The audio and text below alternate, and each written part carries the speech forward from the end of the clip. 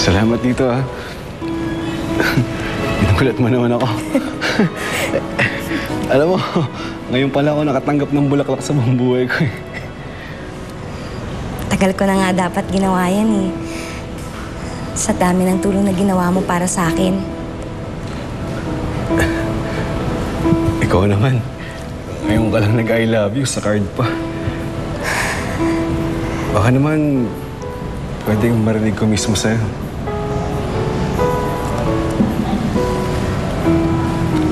Sige na. Total, tinanggihan mo naman yung proposal ko, eh.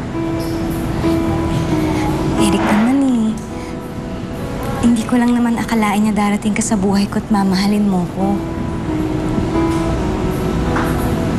Alam mo, napapasaya mo ako ng sobra-sobra. Minsan nga, nakukonsensya ako. Iniisip ko, ako masaya. Si Roseanne ba masaya? Pero hindi ko na maipagkakaila sa sarili ko, Eric, na mahal kita.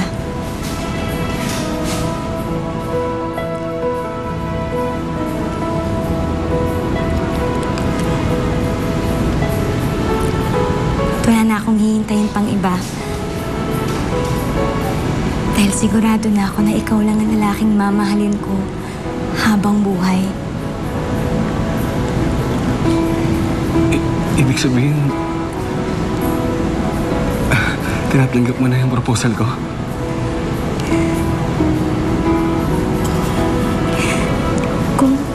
Kung okay lang sana sa'yo nakasama si Roseanne sa mga dahilan. Gusto ko kasi siyang makuha, Eric, eh. At ang gusto ko sana ikaw ang maging ama niya. Remy, yun din naman ang gusto ko, eh. Sana'y pag-ibig lang ang isipin ng bawat isa sa mundo. Sana.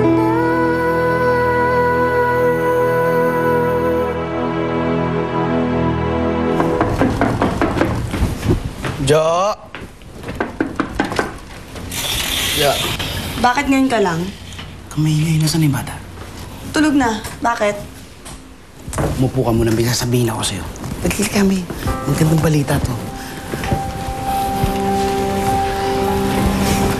Alam mo kanina, sabi ni Egay, si Eric daw yung tatay ni Roseanne. Mapera yung lalaking yun, di ba? Yung talaga gusto? Oo. Talaga? Piruin mo nga naman, no? Magkasama na sila, hindi pa nila alam. Pero teka lang, hindi pa naman natin sigurado na si Roseanne si Abigail, eh. Hindi mo na kailangan gamitin yung bata kay Andre. Ay, ito na. Tinix lang ako kanina ni Egay. Ang sabi ni Miko, May 1 daw pinanganak si Abigail. Ang ibig sabihin nun, si Roseanne at si Abigail, iisa.